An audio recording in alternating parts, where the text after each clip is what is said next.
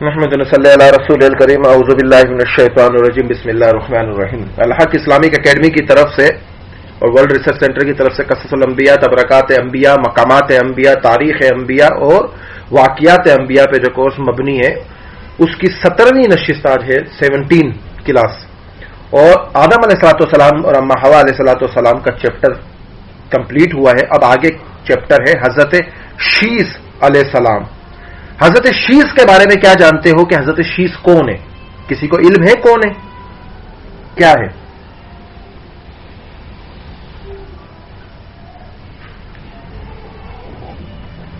ٹھیک ہے، نبی ہیں. اسی پہ بات کرتے ہیں.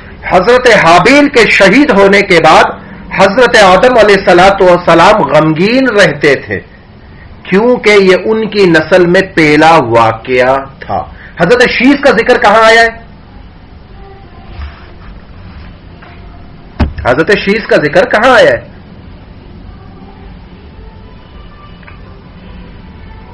ماشاءاللہ. ٹھیک ہے، قرآن پاک میں آیا ہے. قرآن پاک میں 28 انبیاء تقریباً 28 انبیاء کا ذکر آیا ہے اس میں. ٹھیک ہے، آگے چلتے ہیں، اس پہ بھی بات کر لیں گے کہ حضرت شیث کا ذکر کہاں آیا ہے. تو آدم علیہ الصلوۃ والسلام کی نسل کا یہ پہلا واقعہ تھا. پروردگار عالم نے اپنے فضل و کرم سے حضرت شیث علیہ الصلوۃ والسلام کو اپنا بزرگ فرزند عطا فرمایا. ان کی نسل سے سرور عالم صلی اللہ علیہ وآلہ وسلم پیدا ہوئے اور حضرت شیث علیہ الصلوۃ والسلام پر کچھ صحیفیں بھی نازل فرمائی. حضرت آدم نے وصیت فرمائی تھی کہ حضرت نوح کا زمانہ پاؤ تو میرے جسم کو کشتی میں نوح علیہ الصلوۃ والسلام میں رکھ لینا، ورنہ اپنی اولاد کو نصیحت کر دینا. اپنا معورج النبوت میں ہے کہ حضرت شیث علیہ الصلوۃ والسلام حضرت آدم کی تمام اولاد سے حسین و مہاجبین تھے اور تمام ظاہری اور باطنی کمالات سے پر تھے. آپ کی پیشانی پر نور محمد آفتاب کی طرح چمکتا تھا اور ظاہر تھا. ان سے حضرت آدم علیہ الصلوۃ والسلام نے نور محمدی علیہ الصلوۃ والسلام کی حفاظت کے بارے میں ایک عہد نامہ تحریر کرایا تھا کہ نور محمدی کو پاک رحموں اور پاک پشنوں اپنی نسلوں پر پہنچایا جائے. یک با یک دیگر اس عہد نامے پر عمل کیا جائے اور اس عہد نامے کو ایک دوسرے تک پہنچایا جائے. اچھا، ادھر ہمیں دو سبق ملتے ہیں. تحریری جو بات چلی آ رہی ہے یہ آدم علیہ الصلوۃ والسلام سے وہ جو واقعہ ہوا، حضرت داؤد کو عمر دینے والا، عہد لکھوانے والا، وہاں بھی لکھوانے کا ذکر، اس سے پہلے اپنا لوح محفوظ پر لکھوانے کا ذکر، قلم لکھوانے کا ذکر، ہر جگہ لکھوانے کا ذکر آ رہا ہے. تورات میں لکھوانے کا ذکر اور حضرت شیث کے معاملے میں بھی لکھوانے کا ذکر. تو اس سے ایک پیغام ہمیں یہ ملتا ہے کہ لکھنے اور پڑھنے کا رواج جاری رکھو، یعنی کچھ نہ کچھ ایسا لکھ کر امت کے لیے چھوڑ جاؤ جو امت کے لیے یہاں موجود رہے اور وہ آپ کے بعد بھی امت کے لیے کام آتے رہے. تو لکھوانا ایک چیز کہ لکھتے رہنا، چاہے تھوڑا سا ہی لکھو، زیادہ ہی لکھو، کتابچہ ہی لکھو، نماز کے فضائل ہی لکھو، وظائف ہی لکھو، وظیفہ ہی لکھو، کچھ بھی لکھو. لوگوں کو لکھنے کا رواج چھوڑنا نہیں چاہیے، یہ انبیاء کی سنت بھی ہے. اچھا، عہد نامہ تحریر کروایا تھا اور اس عہد نامے کو ایک دوسرے تک پہنچایا جائے. چنانچہ اسی طرح کیا گیا. حابیل کی شہادت کے بعد 5 سال بعد حضرت شیث پیدا ہوئے تھے اور حسن خوبی اور حسن صورت میں حضرت شیث حضرت آدم علیہ الصلوۃ والسلام کے مشابہ تھے.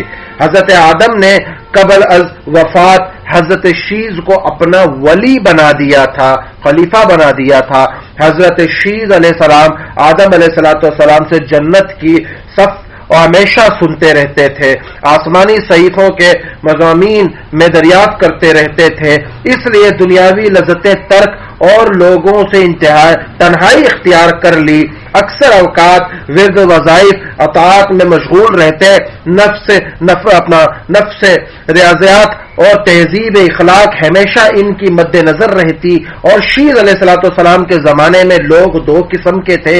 ایک حضرت شیث کی تابعداری میں تھے، آپ علیہ الصلوۃ والسلام کی نصیحت سے راست پر تھے، اور دوسرا قابل کی اولاد کی تابعداری میں مشغول تھے. حضرت شیث علیہ الصلوۃ والسلام مندرجہ ذیل نصیحتیں नसीहतें थी, इनके मोमिन हकीकी वो होता है जो बयान करते थे नसीहतों के तौर पर कि मोमिन हकीकी वो होता है जिसमें खसालतें पाई जाए, खूबियां पाई जाए, खुदा को पहचानना, नेक और बद को पहचानना, बादशाह वक्त का हुक्म मानना, माँ बाप का हक पहचानना और उनकी खिदमत करना, सिला रहमी करना, लोगों से नेकी और मोहब्बत करना, गुस्से का ज्यादा न बढ़ना, मोहताजों और मिस्कीनों को देना, इन पर रहम करना, गुनाहों से परहेज करना, मुसीबत पर सब्र करना, नेमत इलाही का शुक्र अदा करना।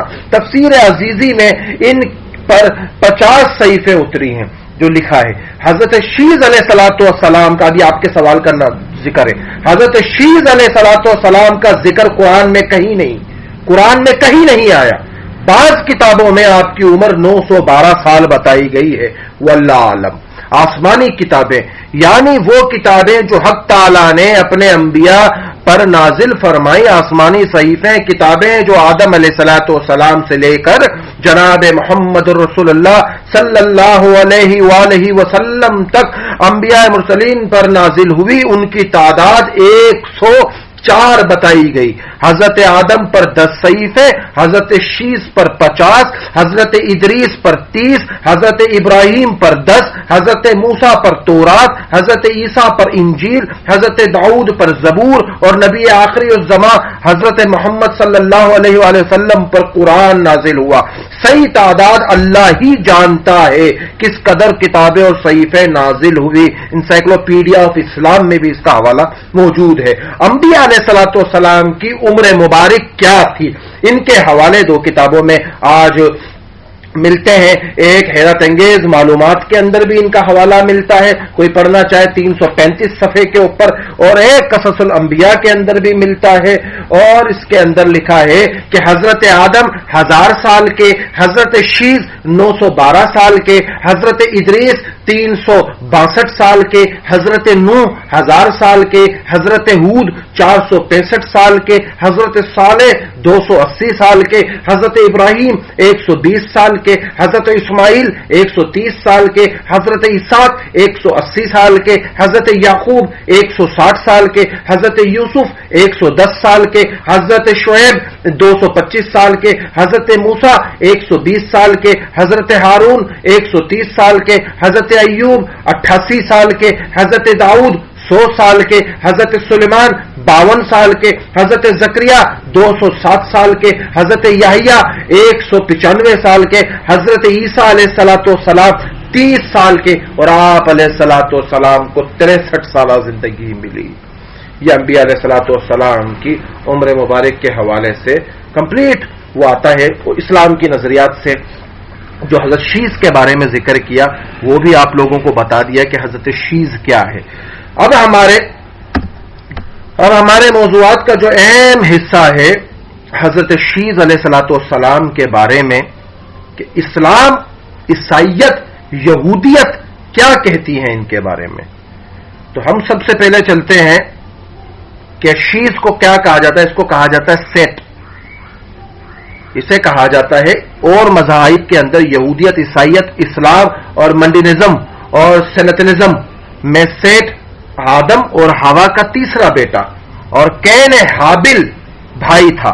इनका वाहिद दूसरा बच्चा जिसका नाम इब्रानी बाइबल में जिक्र किया गया है बाप ऑफ जेनेसिस के अंदर 4.25 में के मुताबिक सेठ काबिल के हाथों हाबिल के कत्ल के बाद पैदा हुआ था और हवा का ख्याल था कि खुदा ने उसे हाबिल के बदले मुकर्रर किया है। और ये जो 3 अलग अलग मज़ाहिब है बाप ऑफ जेनेसिस में, किताब of genesis, book of genesis के अंदर मुताबिक सेठ की पैदाइश वक्त पर हुई और जब आदम की उम्र 130 साल थी। ये उनकी अपनी किताब का हवाला है। और 230 साल की उम्र में अपने शबा ने एक बेटा पाया और शजरा नसब के हवाले से दोहराया गया। और जेनेसिस के अंदर 5:4 के अंदर बयान करती है कि आदम ने अपनी मौत से पहले बेटों और बेटियों को जन्म दिया जिसकी उम्र 930 साल थी। बाप ऑफ जेनेसिस के मुताबिक सेठ का इंतकाल 912 साल की उम्र में हुआ, यानी नूह की पैदाइश से 14 साल पहले। यहूदी रिवायात के अंदर सेट ने आदम और हवा की जिंदगी में मूसा की कयामत के बाक़ी मतन के अदात व शुमार पेश किए थे। ये बाग़ अदन से निकले जाने के बाद से लेकर उनकी मौत तक आदम और हवा की जिंदगियों को बयान करता है, बताता है, और जिंदा बच जाने वाले नुस्खे 3वीं से 5वीं सदी अवलीन तक बनाए गए। इस काम में मौजूदा अदबी कुराइट और कदीम और बुनियादी तौर पर यहूदियों से ताल्लुक रखने वाला समझा जाता है। इस बात पर वसी इत्तेफाक है कि असल सामी ज़बान तहरीर की गई 1ली सदी ईस्वी में यूनानी विजन में सेट और हवा रहमत के दरख्त यानी जिंदगी के दरख्त से कुछ तेल मांगने के लिए बाग के दरवाजे पर जाते। कुछ तेल मांगने के लिए जब पहुंच जाते तो सेट पर एक जंगली दरिंदा हमला कर देता, यानी कि शीश, ये अपनी ज़बान में सेट कहते हैं यहूद उसे, उस पर हमला कर देता और लेकिन ये वादा करता, उस पर हमला कर देता और काट लेता और सेट के हुक्म पर चला जाता। माइकल इस वक्त उन्हें तेल देने से इंकार कर देता है, इससे इंकार करता है, लेकिन यह वादा करता है कि वो उसे आखिरी वक्त पर देगा जब गोश्त उठाए जाएंगे, जन्नत की नेमतें मुकद्दस लोगों को दी जाएंगी और खुदा उनके दरमियान होगा। वापिस सी पर आदम और हवा से कहता है, तुमने क्या किया? तो उन्होंने हम पर बड़ा गज़ब नाजिल किया जो कि मौत है। और अपना अबवाब में, अबवाब जो इनकी किताब जो बाकायदा उनका जिक्र आता है आगे एक जगह पर, ये उनकी किताबों की हवाले से जो बात है उसमें एंड ऑफ टाइम्स के हवाले से जो अबवाब अपना चैप्टर के अंदर इनका पूरा एक जिक्र जो लिखते हैं यहूद इसके हवाले से। अच्छा, इस जगह पर ईसाइयत का एक क्या नजरिया है और ईसाइयत और यहूद इस पर पूरा कंप्लीट नजरिया क्या रखते हैं शीस अलैहिस्सलाम पर। हजरत आदम अलैहिस्सलाम के तीसरे बेटे और उनके बाद नबी थे, इनका जिक्र तौरात में है और यहूद मसीहत और इस्लाम के मुताबिक ये आदम और हवा के बेटे हाबिल व काबिल के भाई थे। एदनामा कदीम किताब पैदाइश यानी बुक ऑफ जेनेसिस में बाब 4 और आयत 25 के अंदर है कि और आदम फिर अपनी बीवी के पास गया और उसके एक बेटा हुआ और उसका नाम शीस रखा यानी कि सेट रखा, और कहने लगी खुदा ने हाबिल के और जिसको काइन ने कत्ल किया गया मुझे दूसरा फर्जंद दे दिया। कौन लिख रहा है? यहूदियत अपनी किताब में लिख रही है कि आदम हवा के पास गए, एक और बेटा पैदा हुआ और अम्मा हवा ने कहा हमें ये हाबिल के बदले मिल गया है। और यकीन, हवा को यकीन था कि शीज उनको हाबिल के बदले हाबिल और सब्र करने पे अल्लाह ने उन्हें ये इनाम दिया है। और किताब पैदाइश बाप ऑफ जेनेसिस के मुताबिक जब शीज तुलद होने से वक्त आदम की उम्र 130 साल थी तो शीज अपना हुओ आदम के शोभा और सूरत पर थे। और ये भी जेनेसिस ऑफ जो किताब इनकी जेनेसिस है उसमें जिक्र है। अच्छा, अब इस जगह पर यहूदी रिवायात में क्या है? रब्बी राशि, असल नामी रब्बी अपना सोलोमोस इसाक जिन्होंने तालमूद की शरह तफसीर बयान की है, इनके मुताबिक शीज हजरत नूह अलैहिस्सलाम के जद और तमाम बनी नूह इंसान के बाप हैं। उर्फी तौर पर यही समझा जा सकता है कि शीस को हाबिल के कत्ल हो जाने के बाद आदम व हवा को अता किया गया था और आदम ने शीस को बहुत सारे खुफिया उलूम से आगाही दी थी जो बाद अपना कबाला की सूरत में इख्तियार किया गया, यानी कि वही सेनेटिक जादू कबाला जिसको यहूद कबाला मानते हैं, यानी कि आदम ने जो इसे उलूम दिया था उसी को इन्होंने फिर बाद में कबाला की सूरत इख्तियार की। जबकि यहूदियत की इल्मी और अदबी किताब जहर या जहूर इब्रानी के मुताबिक शीस तमाम सादिक और नेक इंसानों के जद हैं, अबाउजदाद में से हैं। दूसरी सदी ईस्वी में मरतब शुदा तरतीब और तारीख आलम इब्रानी और अंग्रेजी के हवाले के मुताबिक यहूदियों पर मुतवसार है कि वो यौम आलम लातानी तहकीकुल कायनात का साल 130 पर पैदा हुए। कससुल इसराइलियात में जो लिखा है अपना इसराइलियात के अंदर के लिखा है कि इनके मुताबिक शीस के 33 بیٹے اور 23 بیٹیاں تھیں، جبکہ ترتیب و تاریخ عالم کے مطابق شیز کی وفات یوم العالم کے سال 1042 میں ہوئی۔ اب اس جگہ پر اسلامی روایات کیا کہتی ہے؟ آواز آ رہی ہے؟ اسلامی روایات کے مطابق شیز علیہ الصلوۃ والسلام حضرت آدم اور حوا علیہ الصلوۃ والسلام کے تیسرے فرزند ہیں۔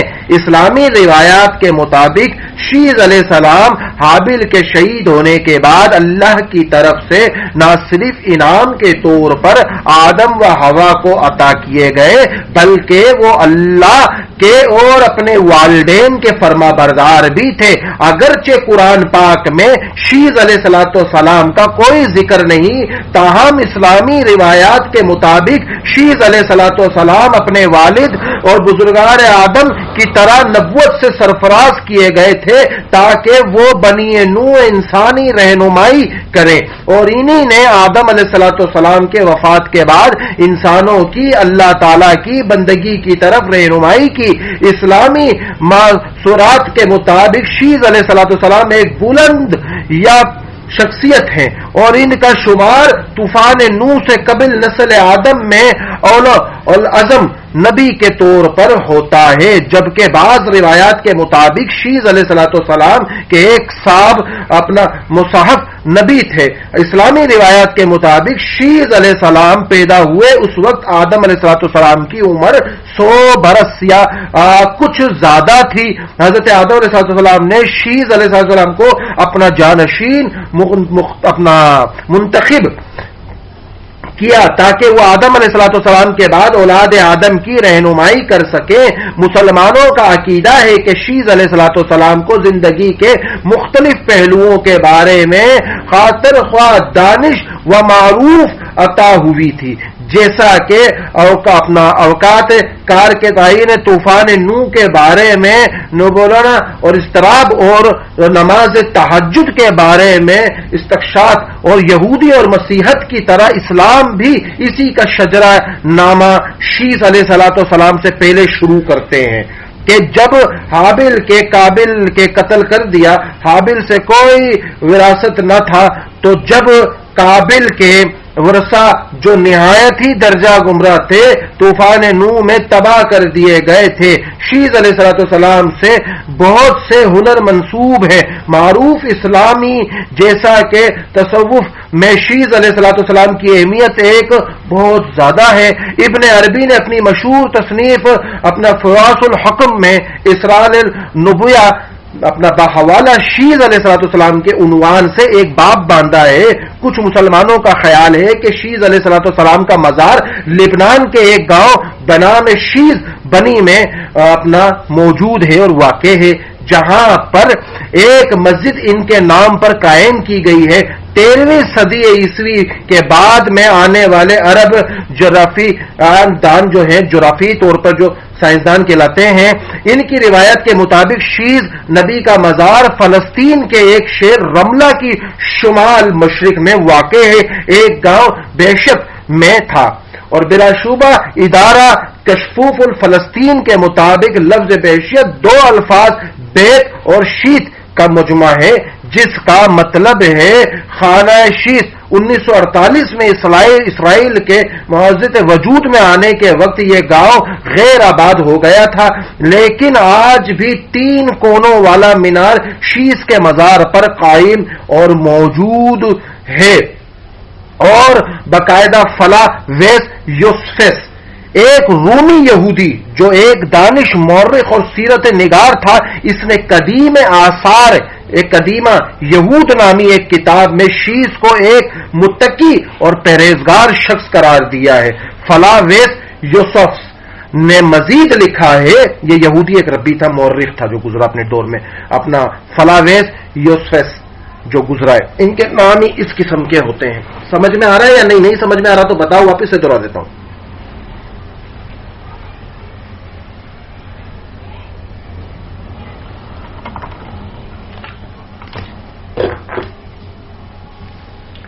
ٹھیک ہے، تو مزید تحریر کیا ہے کہ شیز کے اختلاف کے اپنا بیشتی دانش کا انسانوں میں اجرا کیا اور علمی تحقیقات اور ہنر سکھائے، جیسا کہ علوم فلکیات وغیرہ، یہ تمام علوم و ہنر اولاد شیث کے ذریعے قائم کیے گئے تھے۔ ان کے علوم اور ہنر کی بنیاد آدم کی ان پیشنگوئیوں اور بنیاد پر تھی کہ یہ دنیا ایک بار آگ اور ایک بار سیلاب عظیم کی وجہ سے تباہ کر دی جائے گی۔ شیث کی اولاد نے دوسرے 2 ستون تعمیر کیے تھے، ایک کو اینٹوں اور دوسرے کو پتھروں کی مدد سے تعمیر کیا تھا تاکہ ایجادات اور دریافت کو کوئن ستون پر تحریر کر کے محفوظ کرنے کے ساتھ ساتھ ان کی یاد باقی رہ جائے۔ اب اس جگہ پر مسیحت اس کے بارے میں کیا کہتی ہے، یعنی عیسائیت۔ بعض مسیح روایات کے مطابق شیث کی پیدائش یوم العالم کے سال 130 میں ہوئی، جبکہ یوم العالم کے سال 231 میں شیث کی شادی اس کی بہن اپنا ازوارا سے انجام پائی، اور بالآخر یوم العالم کے سال 235 میں ازوارا نے انوش کو جنم دیا، اور شیون یا ششایا ایک مغربی اپنا مسیح فرقے نے اس فرقے کی تاریخ کے بارے میں گمان ہے یہ فرقہ مسیحیت سے پہلے بھی تھا۔ اس فرقے کا نفوذ اور بحر الروم کے علاقوں تک ہو گیا تھا تاکہ ان کے عقائد کا اثر ماخوذ ہو سکے اور فرقوں پر باقاعدہ طور پر ایک بنیاد رکھی جائے۔ ان کی بنیادی عقائد اور نظریات بنیادی طور پر انتہائی حد تک یہودیوں کے تابع اور افلاطونی فنکار سے متاثر ہیں، اور سیٹ یا شیش فرقہ نام نہاد طور پر بائبل کے شیش کو معبود سمجھا جاتا ہے، کیونکہ ان کی روایات میں شیش کو ایک معکوف فطرت اور اوتار کے طور پر دیکھا جاتا ہے۔ اور 19ویں صدی میں ایک برطانوی یوجرم فرقہ تھا جس کو نیا شیشش بھی کہا جاتا ہے۔ اس فرقے یا گروہ نے قرون وسطی کی مسیح روایات کے حیا کی علمی کی کوششیں کی باقاعدہ طور پر۔ تو حضرت شیث علیہ الصلوۃ والسلام کے حوالے سے اسلام میں جو قرآن میں اس کا ذکر نہیں ملتا مگر اور روایات میں ملتا ہے، تو حضرت شیث علیہ الصلوۃ والسلام کا چیپٹر یہی کلوز ہو گیا، ختم ہو گیا۔ اگلا چیپٹر جو شروع ہوگا وہ ہوگا حضرت ادریس علیہ الصلوۃ والسلام۔ کچھ کہا سنا اس میں اوپر نیچے الفاظوں میں کوئی کمی پیشی کوتاہیاں ہوئی ہیں تو اللہ پاک معاف فرما دے۔ تینوں مذاہب کی باتیں اس لیے سامنے رکھی جا رہی ہیں تاکہ ہمیں علم ہو کہ یہ تینوں مذاہب اسے کس طرح سے دیکھتے ہیں، کس طرح سے لیتے ہیں، کیا کرتے ہیں، کیونکہ ہم تو اسلام کو فالو کرنے والے لوگ ہیں اور انشاءاللہ دعا کرتے ہیں کہ ایمان پہ ہی خاتمہ ہو، مگر تینوں مذاہب کے نزدیک ان کا کیا وہ ہے، کیا نظریہ ہے، تو اس لیے تینوں مذاہب کی باتیں سامنے رکھی جاتی ہیں۔